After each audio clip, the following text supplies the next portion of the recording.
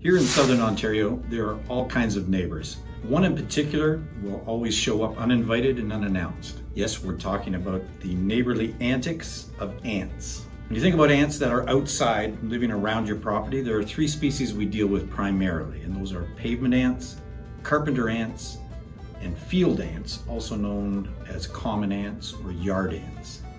This video, we're going to look at some of their behaviors, why they seem to like us so much, and some of the things that we can all do to try to limit their impact on us. Let's start with the smallest and go to the largest.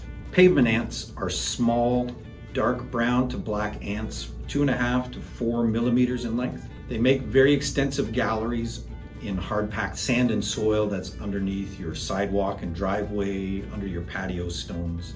We don't usually know we have a problem with pavement ants until we see this little mound of sand or dirt on our patio stones or in the driveway. That's an excavation point that these small ants will use to carry out debris when they're excavating or cleaning the nest. Pavement ants will eat absolutely anything, but they're most attracted to grease and sweet foods. Next, we have field ants. These are larger than pavement ants, but smaller than carpenter ants. They're usually black, but they can also be reddish or brownish in color, 6 to 10 millimeters in length. These ants live in the soil, and they will make mounds on your lawn as they excavate their nest deep in the soil. You may run over those regularly with your lawnmower. Field ants are not as much of a nuisance indoors because they tend to find most of their nutrient requirements outside. But depending on conditions, they may wander indoors where they're going to be primarily attracted to sweets. And finally, we come to carpenter ants. These are the largest species of ant that we have in Canada. They are predominantly black, but sometimes have red segments on their bodies. There are 4 sizes of carpenter ants in a colony. The minor workers, which are the ones that do the most foraging that we see the most often. Major workers, which are quite a bit larger and are responsible for most of the excavation of the nest and security of the nest.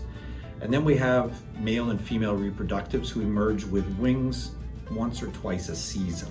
Almost all carpenter ant nests are found in trees, but they can also show up outside in old sheds, decks, garages, piles of wood, any wooden structure that's large enough to support a growing colony and has also experienced some water damage to make it easy to excavate. Carpenter ants will be attracted to sweet or starchy foods, as well as protein-rich foods like meats and your pet foods. Some things that you can do to limit the impact of ants in and around your home. When ants are foraging for food, they leave a scent trail, a pheromone that allows them to find their way back to the nest. If you have pavement ants in your home, for example, and they're trying to find food to take back home, they're going to follow that scent trail back to the nest. Using a lot of cleaning products inside your home when you're seeing small ants can help to disrupt that scent trail and make it harder for them to find their way around. When it comes to field ants, the best way to keep small mounds from becoming big mounds in your lawn is to regularly keep your lawn as trimmed short as possible.